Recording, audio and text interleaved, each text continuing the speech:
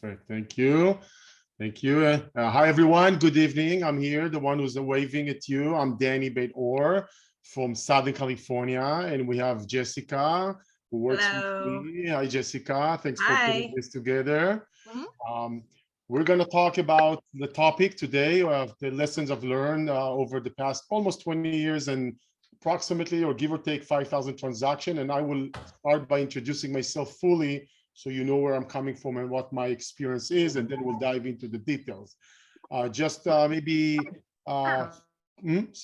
were saying something? Okay.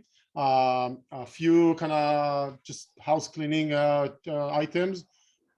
Best would be to write your questions in the chat or ask them at the end, and I will probably get to the questions when I'm done. So I will try to speed up and be respectful for your time on one end, and then I'll take questions at the end. Also, I did not put it on my topic, but I thought maybe somewhat relevant to a lot of people nowadays is kind of talk a little bit my interpretation of what we're going through right now, real estate wise, economy wise. So I will gladly share my thoughts, my interpretation after I'm done with the presentation. So for me, this is a little bit of an add-on, of course, if there is a request for that.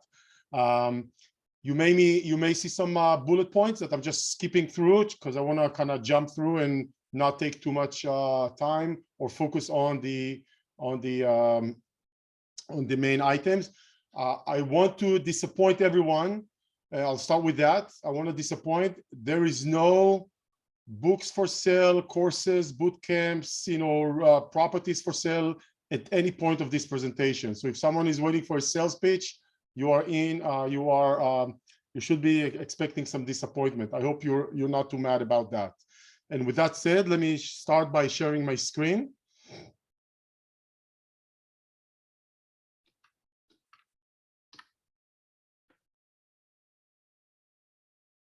Okay. Can you see, Jessica, can you see my screen, or did it? No. No, okay, not a problem. There's something that was a bit confusing here. Okay, it should be okay now. How about now? Yep. Okay, you're doing good. Very good. All right. So good evening, everyone. Thank you for joining me. It's been a very long time. Me, Dani Beit-Or, based in Southern California. It's probably been a long time since I've done a webinar to our groups to our different groups around the country. We have many people on the webinar from different parts of the country, maybe from out of state as well, could be, but I would say mostly in different parts of the US. I want to start by introducing myself, so that will give you a little bit of understanding where I'm coming from and what gives me the opportunity. If you can mute yourself, that'll be terrific, much appreciated. Gives me the experience to share the knowledge, the information that I've gained over almost 20 years of investing. Actually, investing is actually 20 years exactly, and probably around 5,000 transactions. When I say 5,000, give or take transactions, that has been transactions that I've done with our clients, our investors, other people that we've helped them invest in real estate. Those are not personally my 5,000 transactions, although some of them definitely are. So I purchased my first rental property in 2002 when I was still a young engineer. After 3 years of my finishing my special forces service in the Israeli army, that was back in 2002. I bought a single family home in the suburb of Phoenix with a clear purpose to hold it as a rental. In 2004, between 2002 and 2004, I've done two small kind of syndicate investments. So by 2004, I had very little experience with investing, just getting started. A young guy, young engineer, works for an Israeli high-tech company, making a good income, paying a lot of taxes too, so it's not all net, and just asking myself, where am I heading? Because I was very not sure.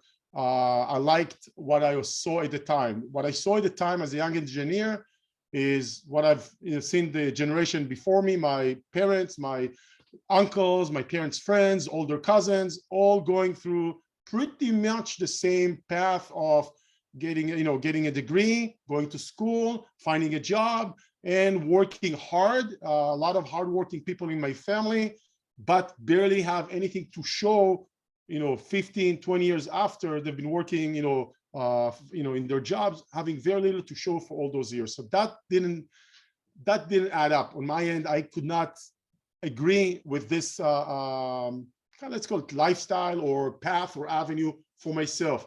At the time, I had no idea. I was very, I like to say, when I got started, what led me to investing, I felt that I'm investment or real life,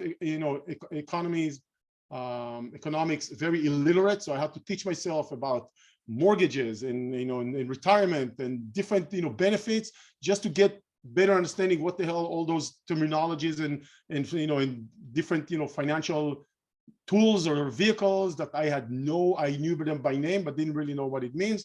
And that kind of started the path of bettering myself, improving myself, putting myself on a better path for wealth, where I very quickly dropped the fantasy of chasing the get rich quick kind of a method, and was focusing on getting rich slow, right? That's kind of was my focus. In 2004, my wife and I moved to the US, and I started focusing more on investing in real estate myself and working with others, helping them invest in real estate since 2004 until now. So that's 18 years or so of investment activities. I have been operating or helping investors to buy in more than 35 US metros. We've done around 5,000 properties through over the period of those years, just about 100 flips or so, give or take, mostly focusing on single family homes, duplexes, triplexes, fourplexes. I've done other stuff as well, but the majority, 99+% of my activity was the smaller residential type of properties. I had the privilege, the pleasure, the doubtfully pleasure to go through one major real estate crisis, of 2008. That taught me a lot about real estate, much more than I ever thought I will actually need to know. So that actually was not fun, far from it, but I learned a lot during those crisis years. I've been through at least 2 operational crises when things are really going bad in the business. That taught me a lot as well. Over those 18+ years, I've held well over 12,000 one-on-one meetings with investors. Some of them came and worked with us buying in rental properties. Some did not. I had the pleasure, the privilege of working with over 70 realtors, many property managers, many general contractors. And when I say worked with, that doesn't mean one-off. So anytime I had worked with an agent or property management that we did maybe less than 10 transactions, I don't even remember that. So for me, when I say 70, we've probably worked with any of those 70 has probably done at least 10 transactions, if not more. So that gives you a lot of insights to how property managers operate, realtors operate, mindset, thinking, challenges, obstacles of those people. And that taught me a lot about how to work with them and help them be better at what they do anyway. I've lectured and had held webinars well over 600 times. Just gave 2 lectures in Israel when I was visiting about a month ago. And actually, it's been probably, I haven't done a webinar for 2.5, 3 years or so. So I'm glad to be back to doing webinars. And I have a very open channel, YouTube channel and a podcast with many hundreds of videos and many, I would say, few hundreds of podcast episodes. So you are most welcome. I'll put link at the end to jump on those resources. My style is sharing, talking, being a bit direct, hopefully not offending anyone. I'm not very good with the sales pitch, right? I try to improve myself, but I'm not very good with that. My company, Simply Do It. We do primarily, we do 2 things. We work on investments and we help investors. we focus on long-term investments or long-term rentals in different US metros. And like I said earlier, focusing on the smaller type of, real estate, residential rentals in quality areas. We like nice, good quality properties. When we work with investors, primarily what we call the guided real estate investing, we handhold our clients, helping them anywhere from an idea all the way to making decisions, putting offers, going, overcoming obstacles. There are always obstacles, and continue to support our clients after they complete the purchase with many situations, issues, challenges, problems, simple and complex, that will come up during the rental period, which could be many, many, many years, right? It could be 5 years, it could be 15 years or even more.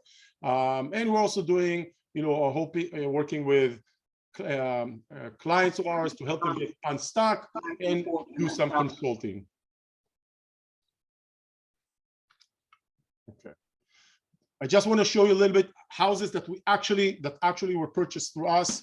You're seeing a fourplex on the left. I think that's Kansas City. I'm almost certain, either St. Louis or Kansas City. On the right top, the white ones are townhomes in Chattanooga. On the left, a single family home in DFW, in the metro of DFW. On the right, another single family home in Metro St. Louis. The top two are single family homes in Birmingham, Alabama. The one on the right, the bottom right, I don't remember, but obviously you can tell is a single family home. And the only one on this, two slides that we didn't actually buy is the duplex on the left in the metro of Austin, that the builder got nervous about. Was quite a few years ago, and I think we came and we wanted to buy multiple, and at some point I think he got feared for whatever reason. Super nice guy, but he just at some point he said, that's not for me, not a good fit. I'm still not sure exactly what happened, but we at least tried. So let's talk about the main lesson learned. If I jump over a topic, don't worry about it. It's just because I'm kind of speeding up a little bit. The first thing that I've learned, I get that asked every once in a while, especially when I get interviewed in other people's podcasts. What is the main lesson from the crash of 2002? And I think my main lesson is avoid negative cash flow, right? Avoid negative cash flow. And by the way, when I mean avoid negative cash flow, I mean it in the sense that we realistically analyze properties. Okay, it's very important. Realistically analyze properties. Now, it may be obvious for a lot of people. Oh, of course, negative cash flow. Who wants to invest in a negative cash flow? Well, let me tell you something. During 2004, 5, 6, 7, the attitude towards investing was, let's buy as many properties as we can because everything appreciates quite a bit. So if anyone here remember those years before the crash, there was a rapid appreciation over a period of 4 or 5 years, or so. And we were just buying as much as we can because the mindset, the attitude, the financial attitude was, I'm buying a property that will appreciate $15,000, $20,000, $25,000, $30,000 a year, right? I want to buy as many as those as I can.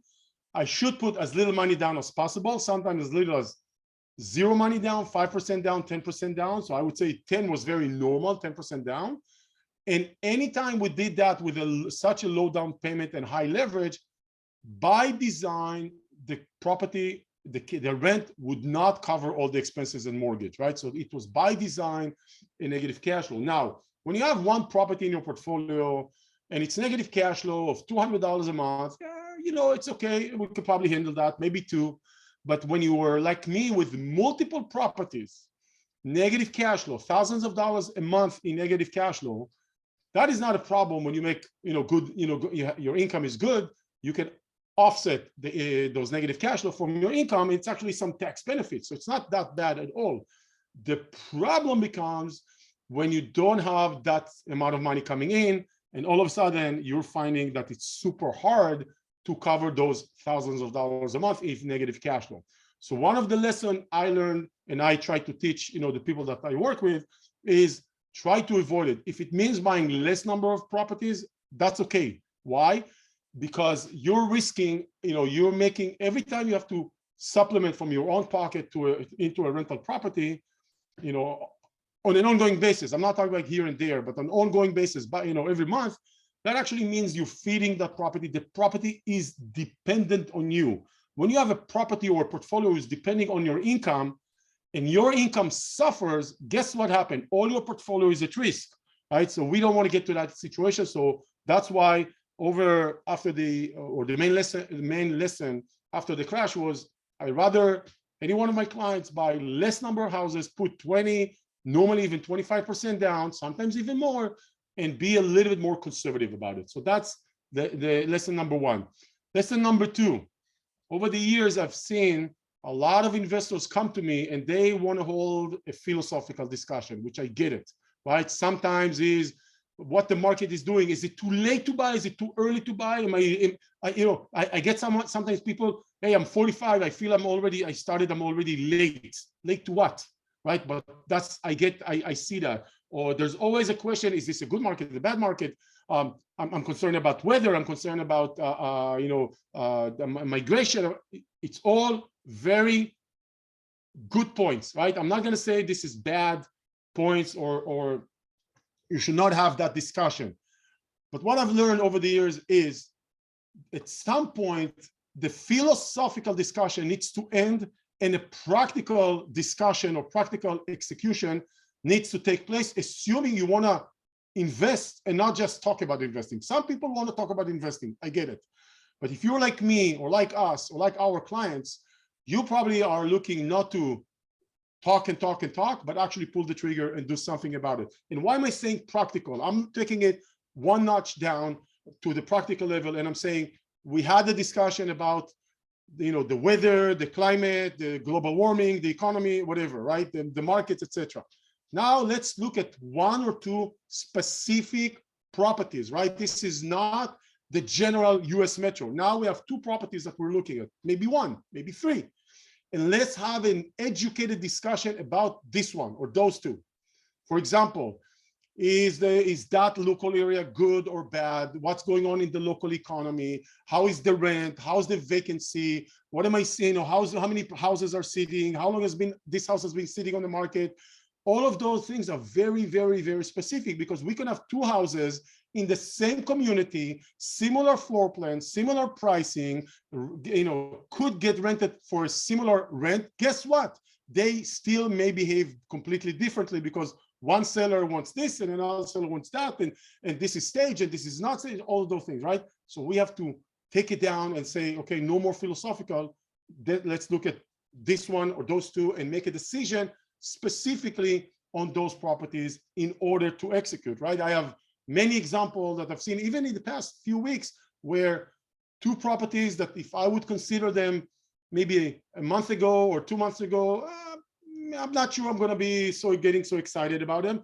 But because there's a specific situation with those two properties that we have in DFW, we can actually, with a motivated seller, all of a sudden those two nice deals are becoming super nice, right? So all of a sudden it's no longer philosophical, it's very pragmatic, very practical investing, discussion. So at some point, stop with the philosophical, be very specific, and there's no better way to discuss or to make a decision when we're having a discussion on a specific property, right? Because we can now talk about, is it in a good climate, or is it in migration, or is it wintry, or whatever.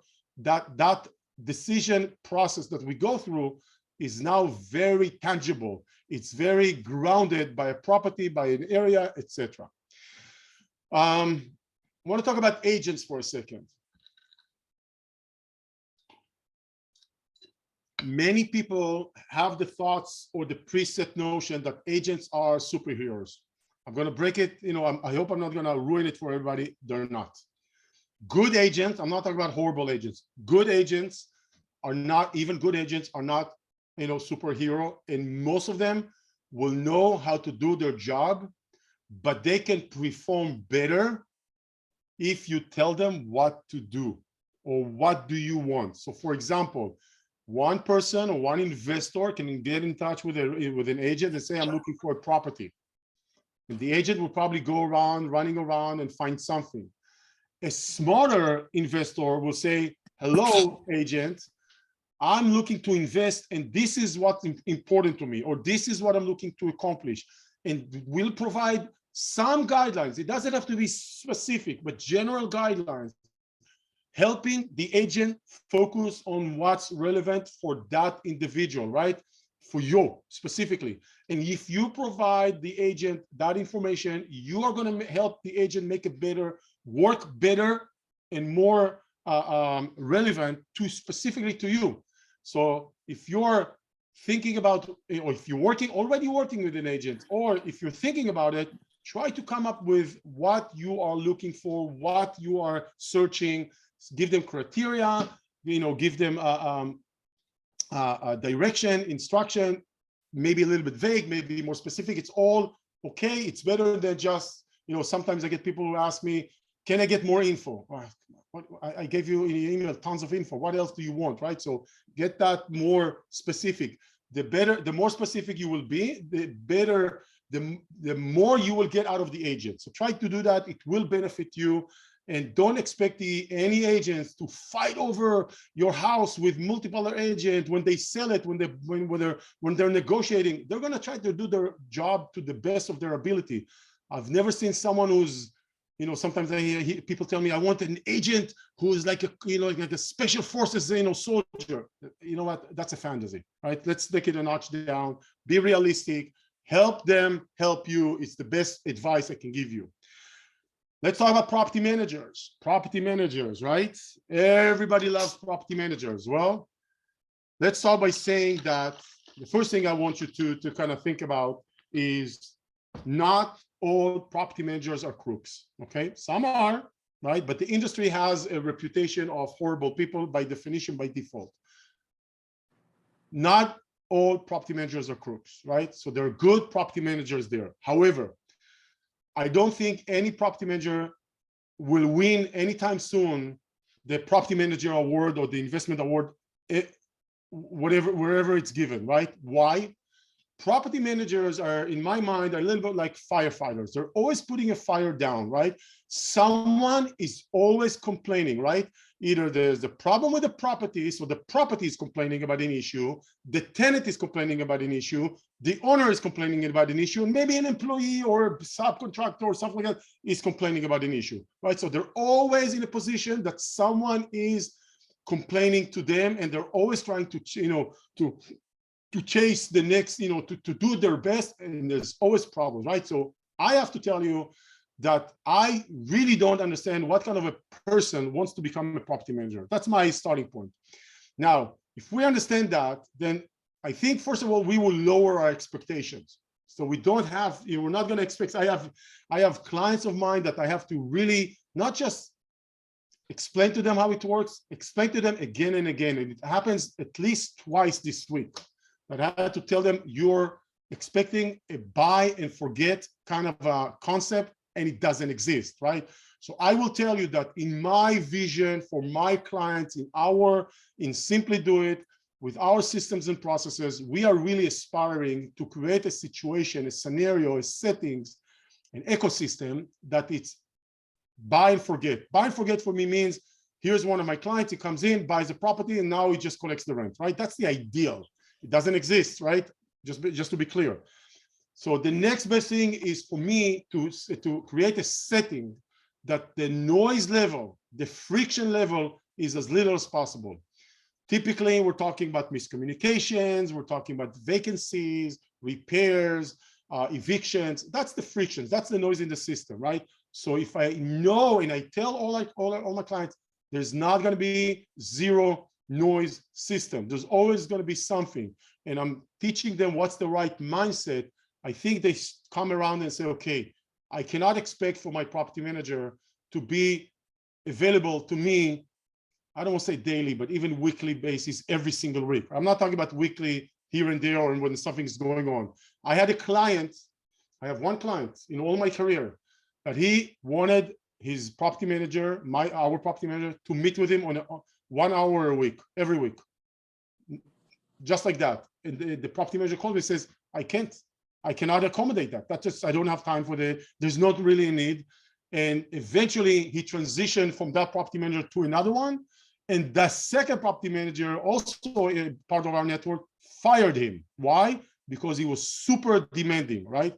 So just to give you my mindset, the general mindset, and we work carefully with our clients, teaching them how to supervise or how to manage their portfolio when they start working with us or when they actually start buying. But I will tell you one thing, the best way to really work with property managers is to supervise, not micromanage, right? Supervise, follow up, and even better, to be one step ahead of them. For example, remember next month is the annual walkthrough of the property. I just want to confirm you remember, right? Instead of calling them and a month after and say, hey, what's going on with the walkthrough? Did you do it, right? The second example, I'm kind of looking where they're failing. In the first example, I'm just reminding them, helping them succeed. Keep in mind, guys, the property managers are managing your property. They're not the owner. It's in your best interest that the property manager will succeed. It's in your best interest. So if you help your property manager, guess what? They will appreciate you and they will help you succeed. The next thing I want to talk about is what I call boring real estate. Now, I don't know most people that are participating in the webinar tonight, and I'm sure there's people will come in with different experience, doing different things. This whole session is sharing what I have learned over the years, and what I've learned and really worked well for me and for all our clients is what I call the boring real estate. And what do I mean by boring real estate? For me, the more boring the real estate is, the type of the property or the investment, the more sexy I find it. Why is that? So all our clients, without an exception, they invest remotely. Most of them are up on the West Coast, anywhere from San Diego to Seattle. That's most of our clients, and we have clients in Boston and New York and other parts of the country as well, and Europe.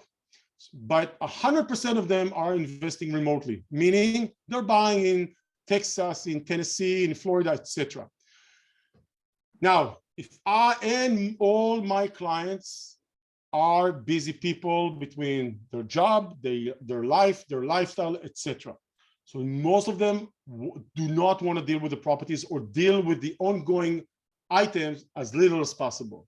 So when you buy a property, that's what it's defined, boring piece of real estate, a nice house in the suburb of Nashville for $250,000, $300,000, rented to a family with 2 kids. Guess what? Maybe 2 dogs with a backyard. For me, middle class, the renters, upper middle class, lower middle class. This for me just screams boring. Why? And that's proven time and time again. Why? It's because the chances of us having issues with the tenants, with the house, and all those problems, it just drops a lot. It's not eliminates, it just reduces the chances of the friction of the noise. So when you have buying a piece of property that is positioned to have less issues, problems, etc., you will have more boring experience. And remember, boring is good, right? Many times when I travel, or almost every time when I travel to Europe and I give a talk there always someone's come to me after and they're saying, Danny, I got to run something by you. All right, tell me what's going on. Do you know a good property manager in, in Cleveland? I say, no, I don't work in Cleveland. I was like, okay. I bought 5 houses for about $50,000 each over there, and there's always issues. What do you think will happen? You buy a $50,000 home, in probably a lower end property in a more challenging community or neighborhood, older home, smaller home. This is what I call position for more noise, more friction, more problems. It doesn't mean you cannot succeed. Many people do that. There's nothing wrong with it, but it's the opposite of boring. And when you have that settings, and why would you expect to not have problems, right? You bought that type of properties and it's fine. But just do understand it comes with an emotional price, with a time price. Those things do not just, just not, hey, I bought a property for $50,000 and it's rented for $800 a month and I'm cash flowing amazingly. It could happen, right? Absolutely. There's nothing wrong with the formula, and it could happen. But in most cases, when you buy a $50,000 home and it's rent for $800, or $60,000 home and it's rented for $900, expect more friction, problems, issues, etc. And if you're willing to put the time, effort, attention, energy, etc., then that's fine. And if you're not, don't go and think that immediately the property manager is a bad property manager, because to begin with, you bought a challenging property. And that is typically what comes out of those properties. Now, let's move on. I want to mention what I think is a really simple formula. I call it my secret sauce, but it's not so secret and it's not so sexy sauce.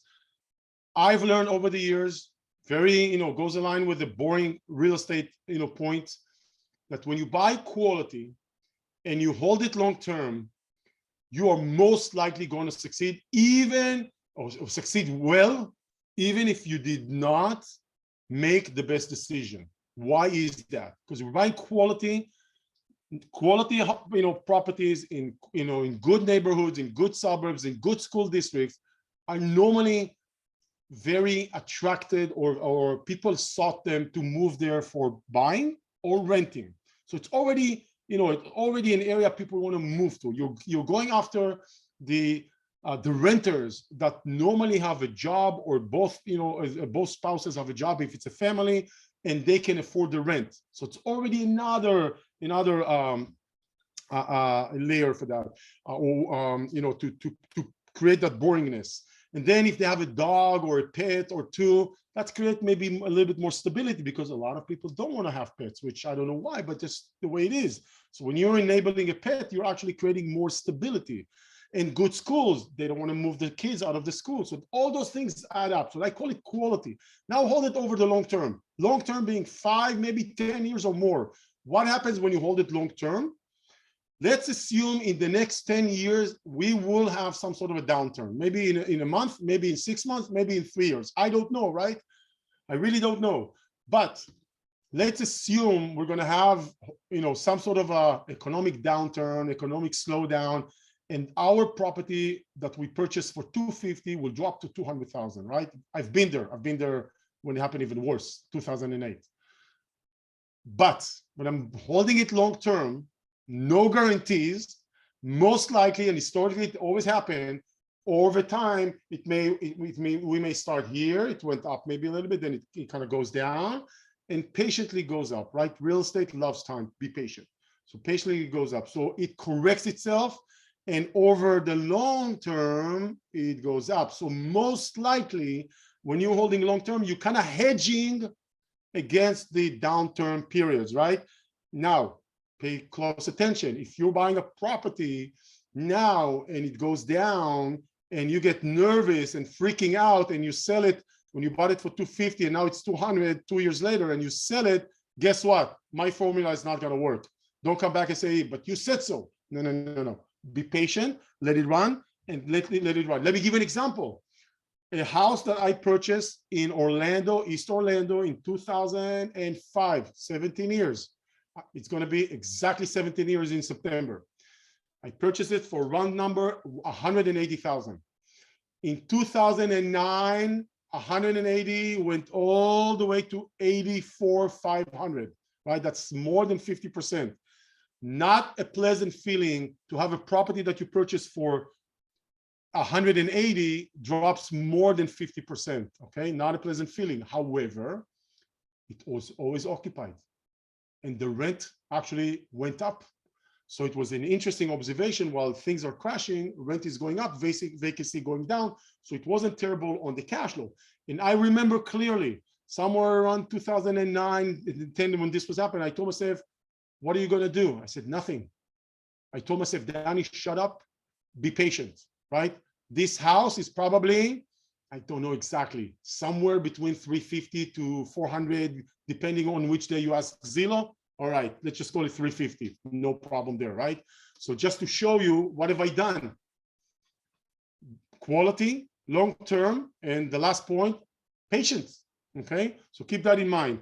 For those of you who are debating, should you join a program? Should you get a mentor, right? There's not a yes and no. It's very individual. Some people are really independent and feel that they don't need anybody. Some or many people get stuck. They either get stuck at the beginning.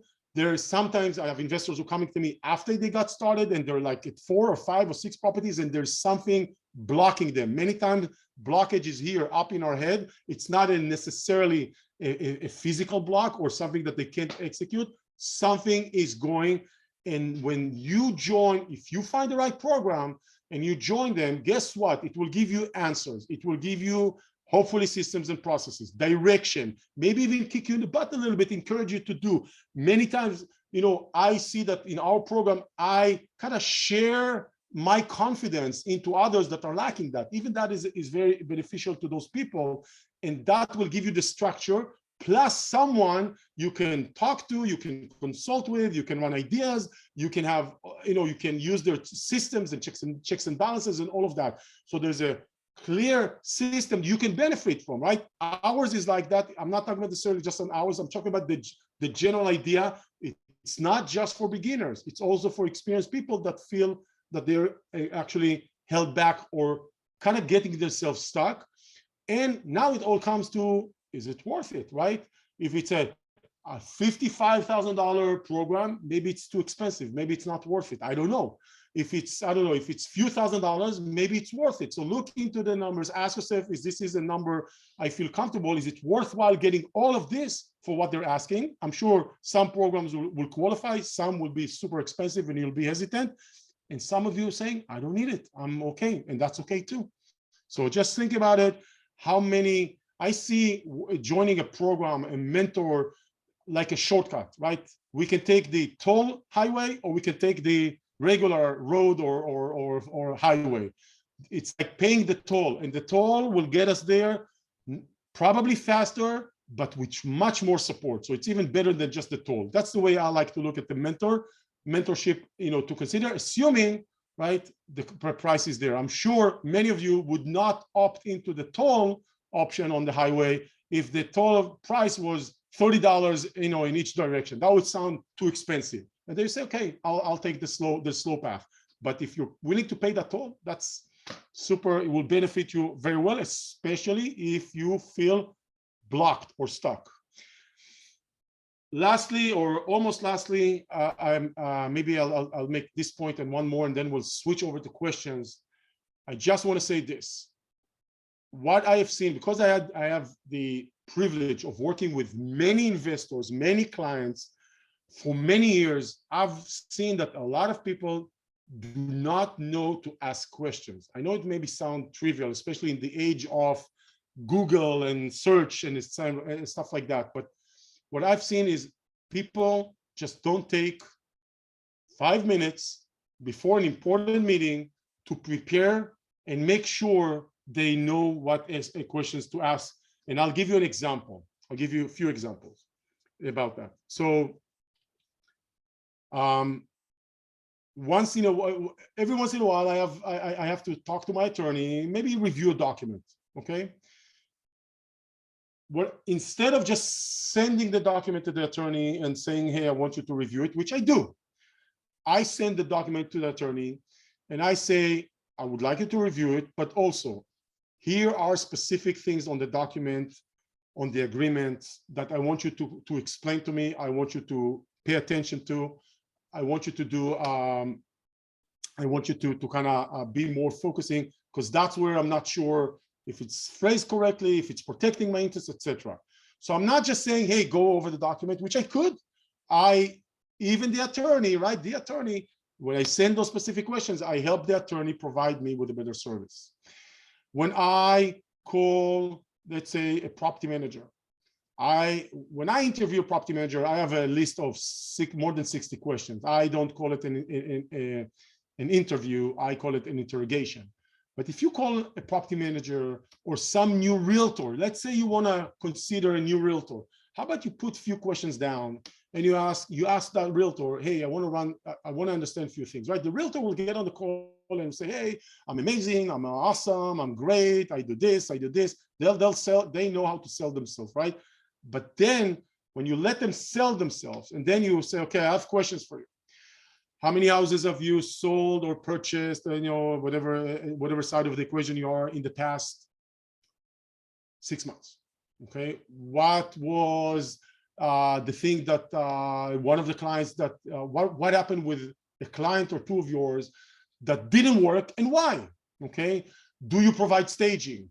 Do you what would be your recommendation in listing this house if you're on the selling side, right? So I don't have to have many questions, but the more specific I become with my questions, I'm taking this meeting and moving it to the next level, making it more productive. A lot of investors, I mentioned it briefly earlier, when we send properties out, and Jessica and I work a lot on that, and we do it multiple times a week. Our mindset when we put the email together is not to bombard with information, is to really trim the information on one hand, but provide enough information when someone gets the email, if they take 2, 3, 4 minutes and read through, and we don't bombard with content which will exhaust everybody because we all get tons of emails. In our mind, the way we approach it is, I want to provide the exact amount of information that the person reads the email and said, I get it, I understand, I want to proceed, right? Now, there are always going to be some additional questions, clarification, misunderstanding, and that's fine. But that's how we put things together. Almost every time we put an email out with a lot of information, we get the following email. Can I get more info? Right? And Jessica's kind of fine. And I'm like, I'm kind of sarcastic with myself about the situation. I say, Mr. Investor who just sent us this email, how is this advancing you? I put a lot of information to begin with. So either you're telling me I didn't read through anything, which is probably the case, or how about you tell me, hey, I have specific questions. Is it, can I see a lease? Is there an inspection? What's the age? I'm not sure about the age of that, whatever, right? All of a sudden, the discussion becomes with, I don't know what to ask, and just a general to a more specific. And what happens? We advance the conversation over the getting towards the decision. That does not mean you are going to buy that property. That just means advancing the conversation in a serious manner. Why wouldn't you take 4 minutes for your sake, not my sake? I don't mind. I'm used to it. Send me what's your question. I'm going to send you an email. What specific questions would you like to know? How can I help you more? Can you be more specific, right? Like such a waste of ping pong. How about you send me few questions? Maybe not everything, but more specific. Send me more info. I got you a lot of info to begin with. That's what I mean. Take the time before a meeting, write down the questions. Sometimes I open a note and I write those questions, and I may even collect them over a day, over a few days. Sometimes I think about 3 and then I go do something else and I remind myself one more thing and I add it. And then when I come to the conversation, I am more prepared because I don't want to jump on a call and just say, yeah, I'm not sure. What do you think, right? Now, I do want to listen. I hope I'm a good listener, but I want to come with questions as well, because even when I listen, that's probably not going to tell me all the answers that I'm looking for. So learn to ask questions, get ready, take 2, 3, 4 minutes before a meeting and put questions down. It will advance you. It will advance you in the process.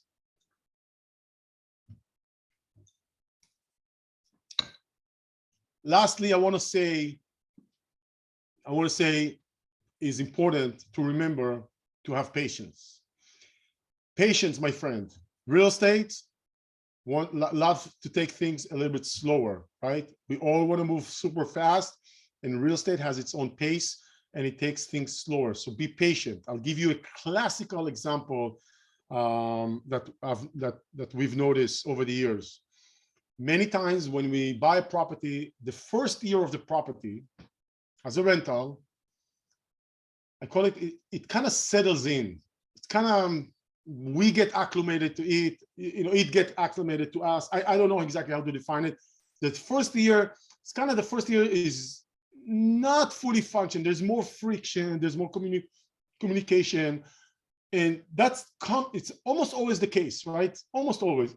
Doesn't matter if it's with a tenant or without a tenant.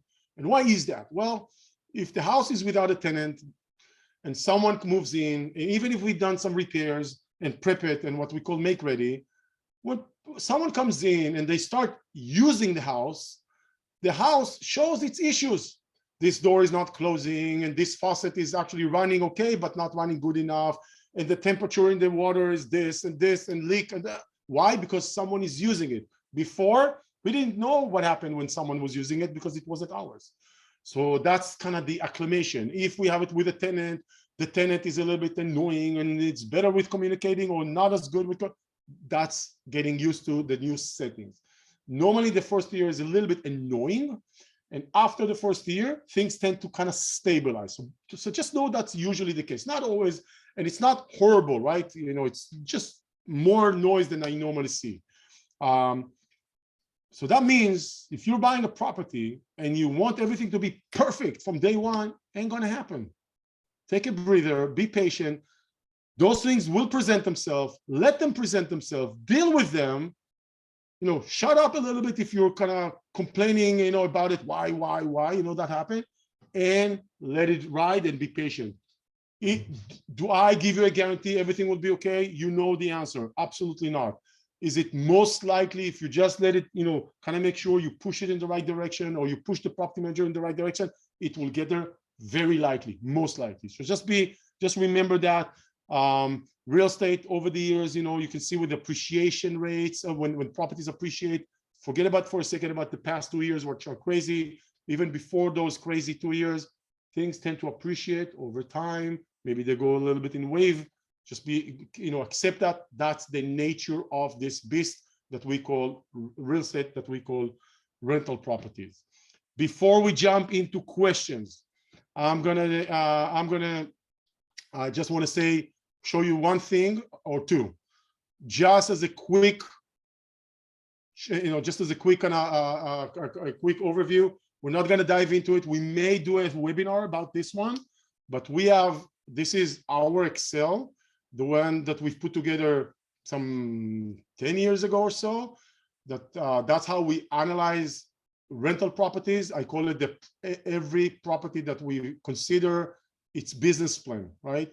And we put in realistic figures, and then we analyze based on assumption, and that helps us make the decision, should we proceed or not, or how to proceed. All the agents that we work with throughout the country use this Excel. All the investors who work with us learn how to use this Excel. This is like the common denominator we all kind of aligned with, right? This Excel, analyzing properly. It's an Excel, so an Excel can do anything. You can abuse it however you want, but if you know the way we are teaching our agents and the way we teach our clients, investors, how to use it correctly, it is very beneficial, very powerful tool. I would say, since I started using this Excel, we've had multiple versions, mostly design versions of it. It was probably used well over 60, 70,000 times. I don't know exactly, but through all, that doesn't mean we purchased 50 to 60,000 properties. That means we've ran through this Excel 60 to 65, I don't know, 1,000 times at least. I think that I'm just myself, easily 20,000. Jessica probably done few thousand already as well, quite a bit. So just to show you, this is how we are what the main tool that we use in the decision, the decision process. Before we jump into questions, I want to make one offer, free offer. If you are interested either with starting or resuming, and you are stuck, you're not stuck, you're not sure, you are most welcome to sign up to meet either with me or Jessica for what we call the strategy session. I promise, no sales pitch. The whole point of the strategy session is to see if this is a good fit. You will ask, I hope so. you will ask good questions. I hope so. You will ask good questions. Just to follow up on a previous point, we're going to have a discussion. Many times people say, oh, here's my concern, here's my fear, I'm not sure about that, I'm not sure about what you guys are doing, I have a specific situation, I have a 1031 exchange, I'm not sure about mortgages, I need to run something by you. No problem. That's the reason we hold those sessions, right? So I just want to tell you, if you are interested, we only ask that you jump on the link below. Either, I don't think you can click here, but you go to Simply Do It. Maybe Jessica will put it in I already put it in the chat. Perfect, yeah. Thanks. Yeah.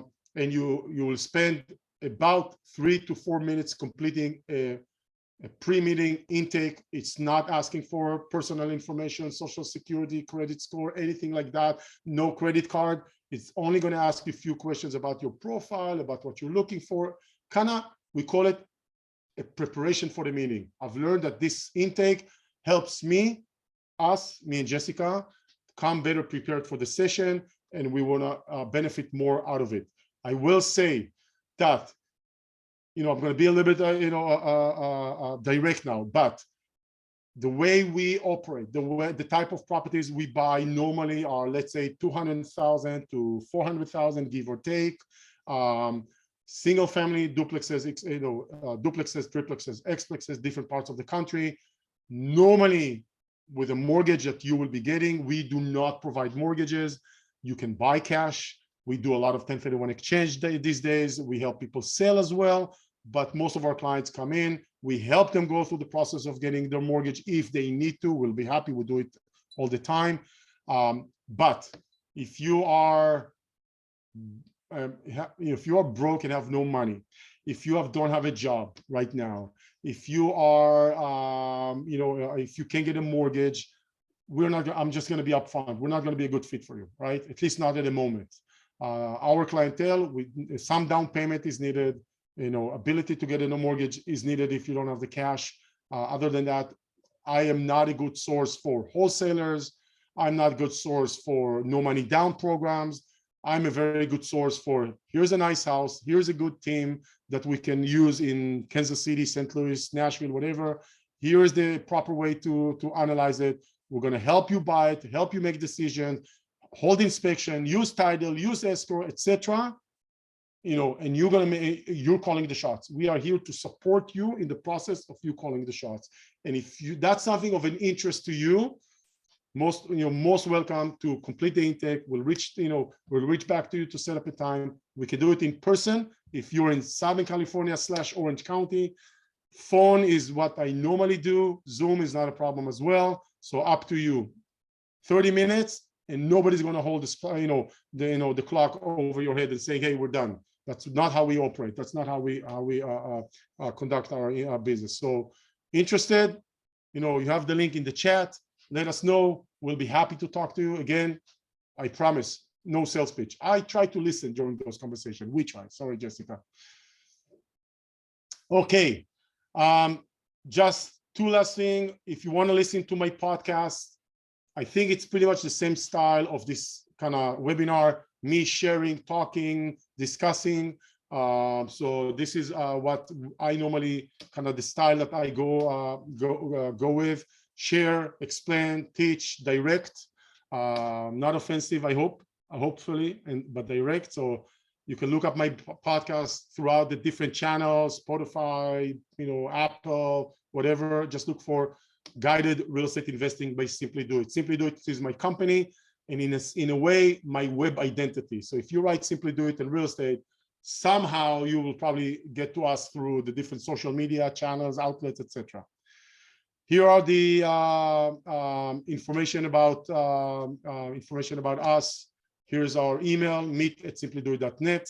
If you want to see what other clients said in the past, you can go to simplydoit.net reviews, our main website.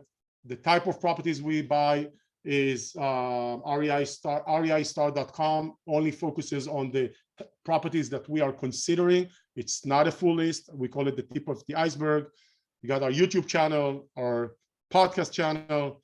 And with that said, I think I am done with the content, I am going to open it up to questions. Are we taking questions through the chat? Are we taking questions verbally? What are we doing? Verbal questions are great. I've also put some of the links that you have listed on the screen into the chat. So if anyone wants to click directly from there, they can do that. I don't have any questions in the chat right now. So if anyone wants to unmute themselves and ask a question, we are here. Hi, Dani. This is Deanna Lindo from Atlanta, Georgia. Thank you so much for the presentation tonight. Really, really appreciated it. Quick question I have for you. I am literally just starting out. I got this this training via email. I thought I'd jump on and listen. So for folks like me who are literally just starting out, we don't know what we don't know. What should we be doing to get prepared to invest? And do you have any suggestions on the right type of financing we should be going after to invest? Okay.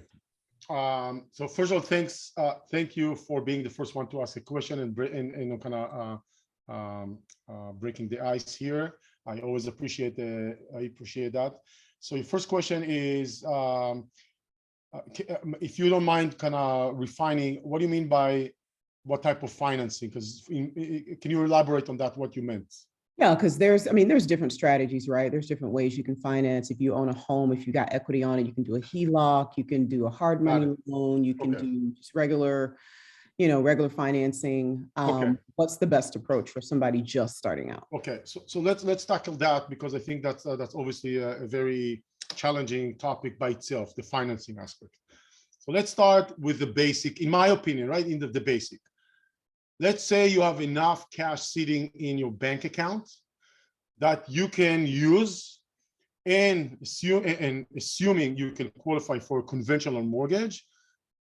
I'm just going to use the number. Let's say you're looking to buy a house in your metro for 150 in your area, and to buy that with 20% down, right? 20% down, that means $30,000 down payment and the rest mortgage. Assuming you can qualify for a mortgage, conventional mortgage, and have the 30,000 plus closing costs, etc. That is probably the easiest, simplest way. Why? Because you are tapping into the best product out there in terms of terms, right? The conventional mortgage with the kind of the best interest rate relatively, right? You may want to consider nowadays a more of an adjustable rate mortgage, maybe for 5, 7, or 10 years, in order to lower the rate. And hopefully when the rate will adjust down in somewhere in the next 1 to 4 years, refinance to a lower rate, just to help with the next few years of mortgage payments, aka the cash flow, right? Now, I'm going to assume that's the easiest scenario, tapping the cash in that you have, if you have, and obtaining a mortgage. That's, I would say, one-on-one. Now, let's say you don't have the cash available, but you own a home and there's equity in the home, and you can tap into that equity. The easiest way to go about it will probably open a HELOC. What's the catch about opening an HELOC? You probably need, not probably, you will need to pull money out of the HELOC and put it in your bank account and let it sit there for at least 2 months, if not 3, so the lender does not suspect that money was borrowed, because if the lender know the money was borrowed, they would not approve your loan. Okay, so sometimes it's typically a 6 months to season that. No, 2. Okay. Two. Okay. The lenders, I'm saying 3 to be on the safe side, but normally, at least unless something changed in the last month or 2, it used to be, you're right, it used to be, but nowadays they don't know, they're not asking for statements longer than 2 months, the recent 2 months. So sometimes, to be on the safe side, 3 months is probably better. That means you're pulling money out and using it. Now, I want to caution you, because there is some disadvantages to this idea of using cash from your equity. My first kind of point of caution is, let's say you have $100,000 of equity in your home. Doesn't mean you need to use all of that 100,000 available, right? Probably not. And because this is your home, I'm always very concerned when someone goes through pulling money at the HELOC, and using that towards the down payment, because they're, first of all, leveraging their home even more. In a way, anytime you leverage, that creates a risky situation. And if something happens in the economy and something happens with the investment, all of a sudden your house is at risk. So my first suggestion is, even if you can't, pull HELOC, maybe it's not the ideal. And if you are pulling from the HELOC, my second suggestion would be to pull as little as possible, right? So just because you can pull 100, that doesn't mean you need to pull 100, right? The second thing that you need to understand is when we do this kind of a bit of creative financing, you're basically doing 100% financing of your transaction, right? So you're pulling, let's say 20% from one source and 80% from a conventional mortgage. That's 100% financing. If you actually run your scenario with 100% financing, most likely you will have a negative cash flow from combined, right? Good returns. It may open up the door to investing because you don't have money, assuming there's no other resource, but there is a trade-off. The trade-off, you're creating a bit of a risky situation, not necessarily, but could be somewhat of a risky situation, or more leverage on your house, and you're doing 100% financing, which will result in a negative cash flow, most likely, right? Just when we measure everything. That makes sense? I hope I'm not confusing you too much. No, I think that makes perfect sense. You actually answered my question when you said kind of doing as little as possible out of the HELOC and then maybe funding the rest of it, via a conventional. I was going to ask you if there's a way to kind of combine the two strategies to work best. So no, I think you did a good job at that. Okay. And the other question I asked you was around, being a first-time investor, literally just starting out, like I don't know what I don't know. In addition to educating myself on how best to invest, what are some other things that I should be doing? Okay, so I have Jessica, maybe it's a point where I have a presentation just on, I call it the most important question you should ask yourself before getting started. But I go through the questions, I guess I have some obsession with questions somewhat. Here are a couple of things I want you to ask yourself, and maybe some exercise you can do to answer, because only you can really answer those questions. So questions such as, how much money I have available and from where, okay? Can I get a mortgage? Do I know my buying budget? Okay, 150 in the example we talked about.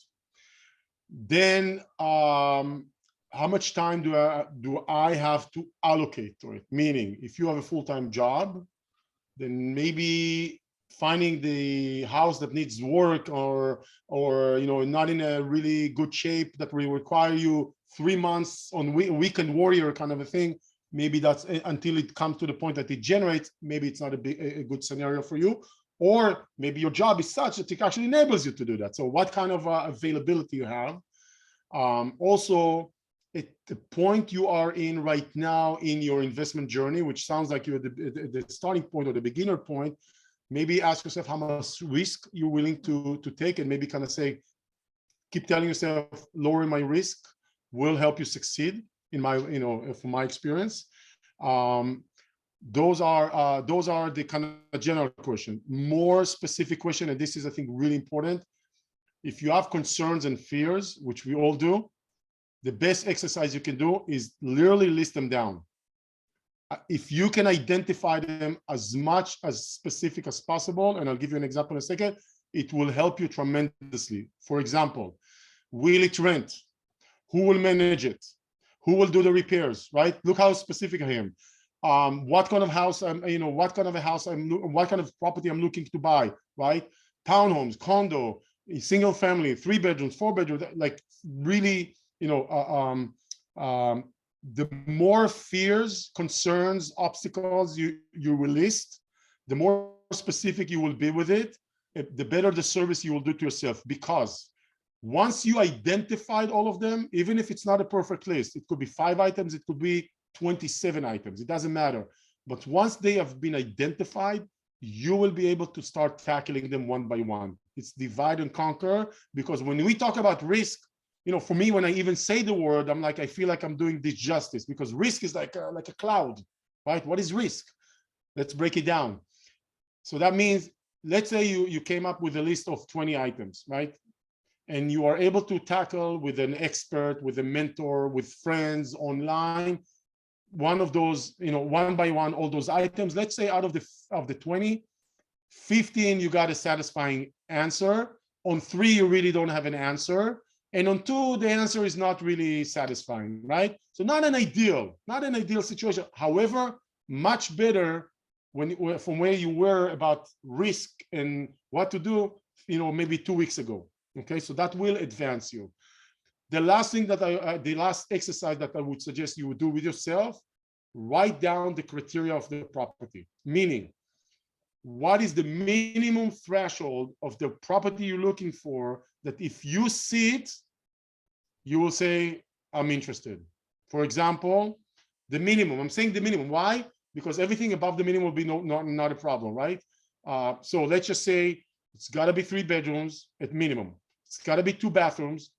It's got to be at least 1,000 square feet. It's got to have a backyard. It's got to have at least 1 car garage. It's got to be, 1 or 2 levels are okay. Basement, yes, no, okay. See, I'm kind of going through all those items. It can be something completely different, right? It has to be a duplex, yeah. But if you list those items down and you identify the minimum type of property that qualifies, when you start looking at properties, it will be much easier for you to eliminate the irrelevant ones and focus on the relevant one. And when you see a property that meets all your items and the criteria one by one, age, square footage, that should tell you something. This is something that it's a good fit for me. That doesn't mean you'll buy it, but at least it will help eliminate the noise and let you focus on the qualified ones for you, not qualified ones for me, for you, and everything that exceeds, right, even better. So if you, for example, if you said 3 bedrooms, but 4 bedrooms is okay, and if you said at least 1980 built and it's 1990, so it's like even better, right? Even better. Those are the little things that I'm looking for. But what I just want to tell you that I really love those questions that you asked, and what I've seen over the years, most investors, even experienced ones, do not take the 5-10 minutes that it takes to do those exercises, right? It's not that, they're not that complicated once you know what to do. Most people just don't take the time. Okay, that answers? Yes, thank you so much. All right, thank you. I think Patty has a question as well, Dani. Okay. Go ahead, Patty. Well, actually, this is Clint, Patty's husband. Oh, thank you so sorry, much. Clint. Thank you so much for the presentation. This is fantastic. My question is, if you're going to invest in properties out of your local area, you're going to go out of state, 2, 3, whatever, how far away, when do you, or what is your criteria for you to justify putting your own boots on the ground to investigate the properties? We have 37 years experience as realtors, and we dealt with many home inspectors. We've seen many of them miss major things. I have vast carpentry experience, and I like to check out properties myself if I can, and preferably inspect a property with the inspector if I can. So do you do that, and or how do you deal with those things? Okay. So we always buy with an inspection. Okay. I learned over the years to know how to pick the inspectors. I don't want to say the inspectors. Nowadays, I'm mainly, there's a certain system that some inspectors, software are using, which I found to be the most elaborate, comprehensive, transparent, clear to follow, clear to understand. And I only use inspectors that use that. And just by means of that software, things look completely different. I'm still seeing every once in a while an inspection report coming from the older version of the black and white and the check boxes that it's not really clear what they're saying. And I'm just, I get super annoyed, right? Right. Now, we have our teams do a walkthrough. We have our property managers attempt to do a walkthrough. It doesn't always work, especially with COVID. So we add few checks and balances into our system in order to ensure we have multiple professionals looking at the property, providing information, because my working assumption. So let me take a little sidetrack. Every once in a while, I get a new client asking us, do I recommend they fly and see the properties, right? I get it quite a bit. And my answer is yes, always. If you can, at least when you're starting out, I think it will be a really good learning experience, confidence experience, etc. There's a whole spiel about it. I'm not going to dive into it. So the simple answer is I really do and like when people do that. That has been my answer for more than 10 years. 85% of my clients buy sight unseen and will never see their properties. Actually, after COVID, it's more close to 95%. Wow. Will never see the properties. Although my answer, right, you would think if I give that recommendation, why wouldn't you follow? But I know they're busy, they're lazy, whatever, right? Spoiled. I always say my clients are busy, lazy, and I spoil them. Okay. So I understand whatever my answer is. People show me how they behave. You know, they vote by their, you know, by their, how do you say, full vote by their feet. So I need to make sure our ground teams are trying to compensate over, you know, for the transparency. It's not an easy task. It's never an easy task with real estate people. But I can tell you that, for example, one of the property managers that we work with in one of the markets, when he does the walkthrough, he goes and the way he walks the property and explains is just, you know, the property manager, not the realtor that runs through the rooms. Here's a problem, here's a thing, here's a thing, here's a thing, I would do this, I would do this, by the way, you know, he sent me a video earlier in the week. It was 2 videos for the same house. One was 7 minutes, one was 25 minutes, right? 25 minutes. Wow. So that's not all of them are at that level. Some we are trying to bring all of them, but that's to send the point that even if they don't do the video, they send a report, okay? So we have multiple eyes, checks and balances to mitigate the remoteness purchase. Don't think for a second it's perfect. Those are people and people make mistakes and that, but it's all about not seeking the perfection, but seeking reducing the chances of things, you know, fall through the cracks. And our property managers get involved in the transaction very soon in the process, right? So they don't end up inheriting a problem they could easily identify it in advance. Again, yes, not always, but that's really works well. Yeah, having something like if you have a major structural issue that perhaps home inspector may have missed that can come and bite you when you go to sell, and it comes up and it hits your bottom line, and if you can avoid that by seeing yourself, if you know what to look for, I would think that would be a good consideration to make. So normally between a realtor doing a walkthrough, an inspector, and a property manager, at least one of them will see the problem, you know, in the earlier phase of the transaction, not when we are owning the property. Can it happen? Absolutely. I just don't remember when it did happen to us, something like that, but it definitely could, you know, again, people. But let me tell you one other thing that one of my investors did maybe almost 15 years ago. He was super nervous buying the first rental, super nervous, right? And after he completed the purchase, we had a conversation. He said, you know, I sent 2 inspectors to the house. And I said, you did what? He said, I was so nervous. I thought that anyway, I'm going to do 1 inspection, but if I'm going to send a second inspector, it will be another professional going to the house, giving me another opinion, and it's going to be cheaper than me going there because I'm in the Bay Area and the house. That's a good thing. Good thing. So at first I said, what? You're crazy, to myself. And after the call came, I'm like, I like that idea. He found a way to solve a stressful situation for him because there's no reason. There was not a reason for him to be super stressful. He was just in that position, you know, by his nature, right? Nothing in the property called for that. So that's how we found the solution. And you know what? He's the first and last that I've known who've done that, and I think it's a terrific idea to help, to at least to, it doesn't necessarily find more, but it helps, putting the easiness into your decision making to feel you're doing a good decision. I like it. I love it. Okay. Yes, thank you very much. Sure, with pleasure. Thank you.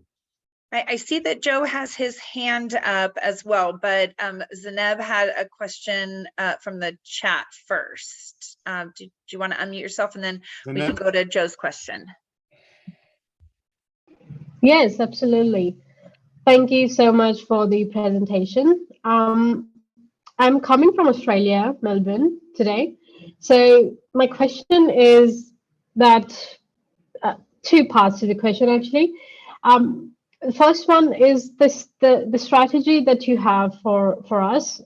Does that involve traveling to the US or being in the US every now and then? Go ahead.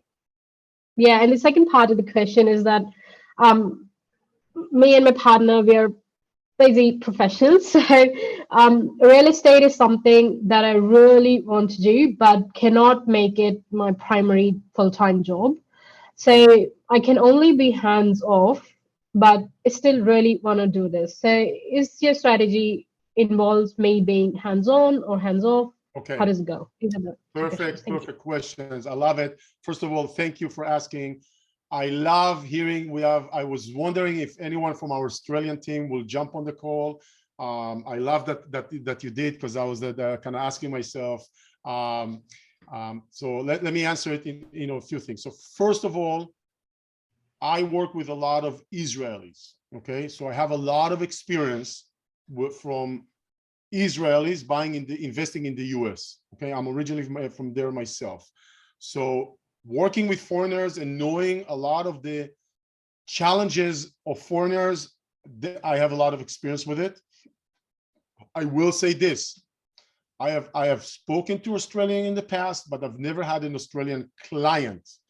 So that means maybe between Israel and Israel, we have a lot of experience. In Australia, there's some nuances that we need to refine.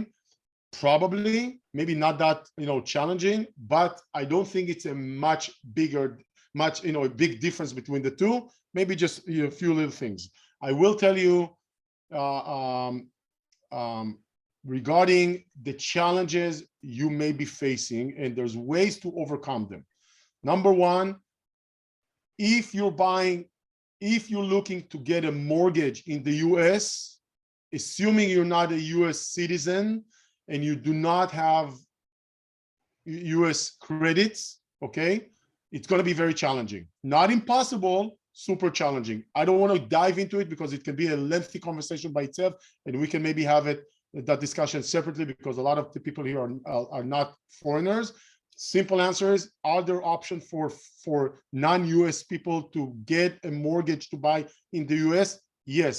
Is it simple? Not at all, but there are options, okay? Second, some logistics. For example, opening a bank account remotely is pretty much impossible, right? I'm saying pretty much because there are some solutions, but for the most part, it's challenging. So do you have to have a bank account in order to invest in US real estate? No. Will having a bank account make your life easier? Yes, okay? So just, it's not a clear yes and no, it's just to give you that example. Most of my Israeli clients who buy in the US for years do not travel at any point, not to see, not to check, never, okay? Can they? Yes. Do some of them do? Absolutely, very rarely. Some of them actually do it while they're already coming to the US. By the way, it's just a side note, it can be even a tax deduction to you should you decide to visit your property before or during or after you purchase it, right? Just a little anecdote. So that will tell you regarding the question, do you need to travel a lot? No, you don't have to. I'm not saying there are not going to be some issues and challenges, and we will help and you will ask questions and maybe some expectations gap or knowledge gap. It will be. There's no doubt in my mind. But basically, I would say with us, don't assume you need to travel at all unless you want to. Lastly, you said about time commitment, how much time is necessary. I will tell you, I want to break it into two parts. There is the acquisition purchasing phase, and there is the ongoing management phase. In the process of making a decision about what to buy, it's your decision. You will need to make that decision, you guys. We will try to help you. We being Jessica, myself, the realtor, the property manager, etc., to help you make the decision, but you will have to make the decision, okay, let's put an offer on this property, right? Just saying, let's put an offer on this property may cost us 2 hours of kind of back and forth scattered over a few days, for example, and may happen again if the offer that we submit does not get accepted. So will you need some time commitment in order to buy and make a decision? Absolutely, right? I would tell you that I have rarely I have clients who tell me, what do I know? You pick a property for me. And we do that. But I don't expect anyone who knows us for the first time to just put that much trust in us, right? If I sound nice guy, if I sound knowledgeable and you're comfortable with it, by all means, but I don't expect anyone to be in that position. And I want your input, right? I think it's really important. And maybe when you come to property number 2, you'll be a little bit more comfortable letting it go and letting us, help you with the time aspect of making the decision, right? Once you purchase it and you own that property, and let me just clarify, because I don't know if you have, it sounds like you don't have experience with US properties, but I will say you own the property. We do not partner. We don't even buy and sell those properties to you. You're 100% owner of the property. All the decisions regarding the property are absolutely yours. We can just advise, this, help, etc. Once you own it and you work with a property manager, if you heard me earlier, there's gonna be some friction, noise in the system, and I would say assume about an hour on average per month dealing with the property, and maybe that's even scattered over some few communication, emails and phone calls, right? So is it hands off? Completely? No, right? If that's what you're looking for, I will tell you right now, not a good fit, right? Is it time consuming and you're going to be, spending 2 hours a day dealing with your properties? Well, could it happen? Yes. Does it happen, Jessica? Not really, not, right? So assume that it's not hands off 100%, but you can also assume it will not overtake your life. The way our system, right? I'm not talking about real estate altogether. Our clients are, like I said, busy, spoiled, and want hands off as much as possible. And we try to design our decision process, our systems and process to eliminate as much friction as possible and provide a lot of support so it doesn't become a burden on you. We want you to be able, all our clients, to buy one and another one and another one. And my goal is that those properties are actually in the background of your life, not in the forefront, right? Besides here and there, that's gonna happen. So those are, I think that pretty much answers everything you asked. Did I miss anything? No, that was a great answer and perfect for my situation. So thank you so much for answering that. And you did mention property 2, property 3. So that feels great. Good to know that it's not a short-term strategy, but more long-term and sort of like hopefully aligns with my goal of becoming sort of financially independent from properties and not just like a side business for fun. That's not what I'm doing this. So yeah, great to know. I'll connect with you on a strategy call. All right, sounds terrific. Thank you. Great. Okay. Thank you, Zineb. All right, Joe?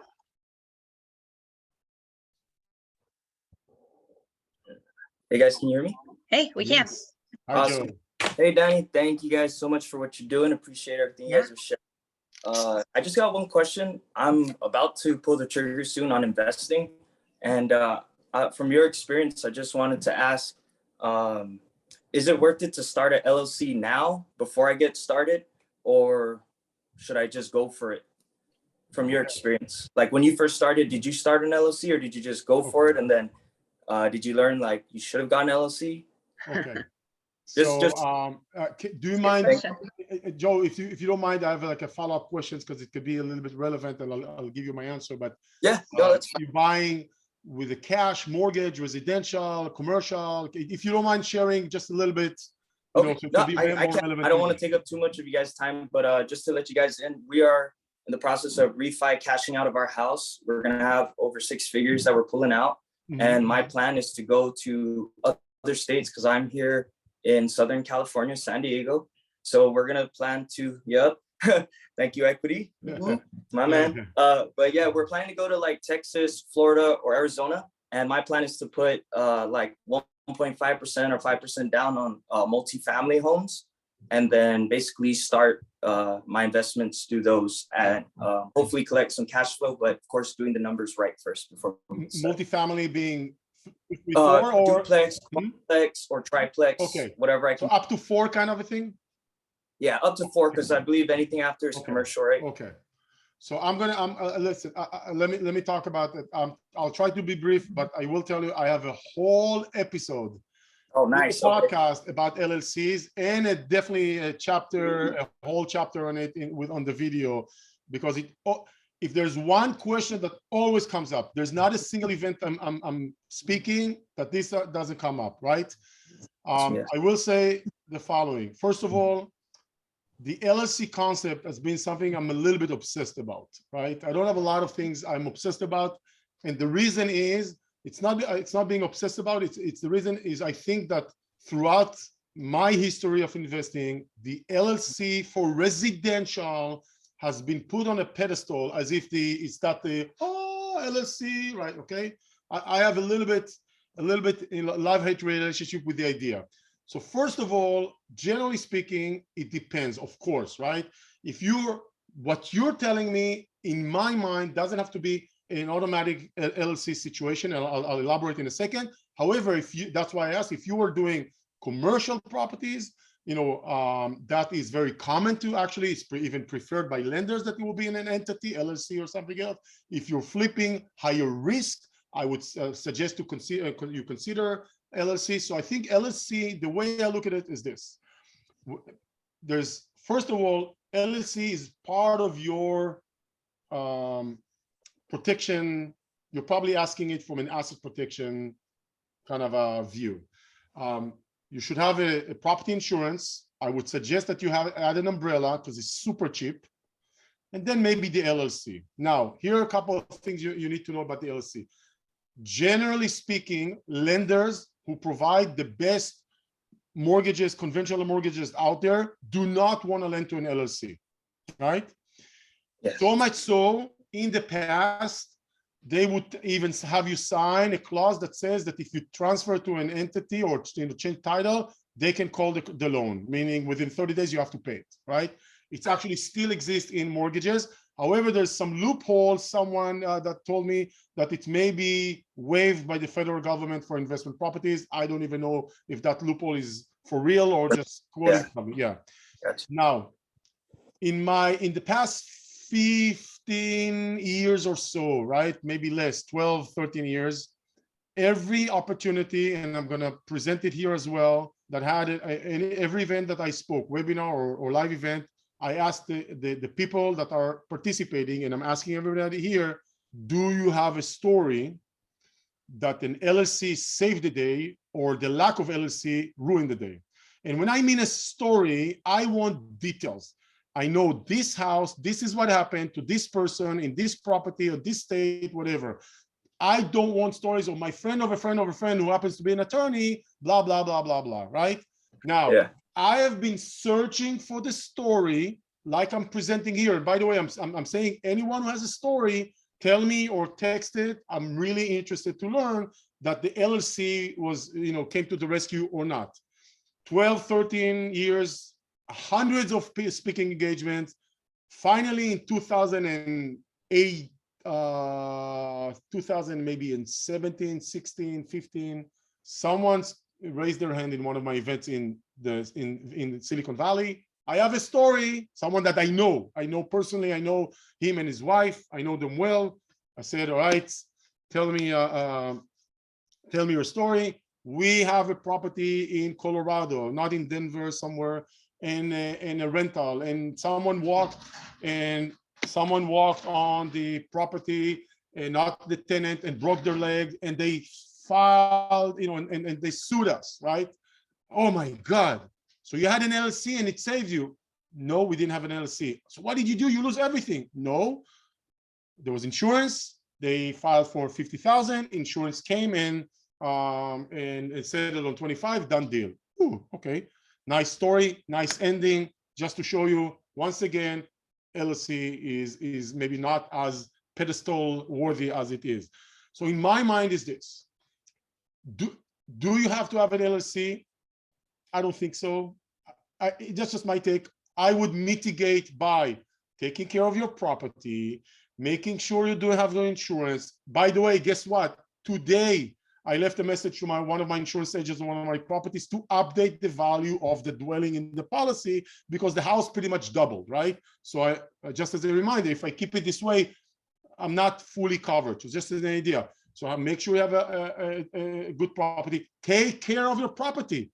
Some people neglect to take care of their properties. Now, neglect is either not doing the supervision to make sure everything is okay, and neglect, let's say there's a wire exposed and you're fighting, you or the property manager is fighting with the tenant who needs to fix it, right?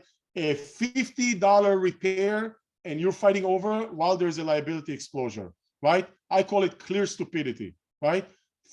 Fix it first, fight later, right? That's my take. And that's what I tell the property manager when situations like this, take care of it. I don't care because it's a liability. In a liability situation, I want to avoid, so I don't have to put it to the test, any structure, but also I have people, they're living in the house, right? They may get hurt. That's still, even if they don't sue, it's not okay, right? So let's take care of that. So good insurance, take care of your property. Umbrella, super cheap, right? While you're determining, yes, LLC, which state, what am I going to do, blah, blah, blah, back and forth, just get an umbrella, right? You think it's not enough? You know how much more money it's to go from $2 million coverage to $5 million, maybe $150 a year, right? Or something like that, right? Maybe $200. It's super cheap. It's a no-brainer. So if you do all those things, you will probably be better off than needing an LLC. Can you add an LLC to your protection mechanism on the top? It couldn't hurt. It's a little bit annoying, some costs, some more tax returns. So there's an advantage to it, but it couldn't hurt for say. I do not think it's necessary. It could even interfere with the mortgage, with the mortgaging aspect of it. So that's gonna, one more thing to deal with, right? So that's just kind of my general concept about the LLC. By the way, Joe, if you are a horrible landlord and you're not taking care of your property and you're neglecting it, LLC may not even protect you. It's not a bulletproof, right? Mm-hmm. So if it comes to that point, someone may say, I'm sorry, you neglected the property, neglected it. You don't enjoy the protection of the LLC. So I'm just saying it's not, again, it's not the pedestal. It's a risk evaluation, what you're protecting, and also, yes, LLC or not LLC, make sure you have the other things because they're easy and simple and cheap. Okay. If you want a more comprehensive answer, check out the podcast or the video. There's a little bit more to it, right? But that's in a nutshell.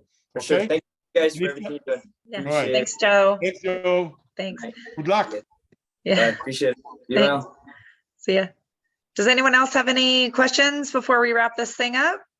I see notes here, Jessica. Perfect. Thanks. Is a pleasure changing the 20 questions to us. Oh, okay. I have all of those taken care of. Okay. How are we doing on time, by the way? We are at 7:40. So that means that almost 2 hours? We have gone over again. Okay. I hope nobody's mad. Okay, guys. So just to say again, here's the link to sign up if you want to speak with us. We are putting together more webinars as we speak. Hope to see you on the next one. Hope to see more Australians too while we're at it. I don't have anything on my end. Thank you very much for your time, for your patience. I didn't realize I'm already an hour and a half in. Thank you, Jessica, for hanging in there. Of course, of course. All right. All right. Thanks, everyone. Thank you. Good night. Great. Bye-bye. Bye-bye.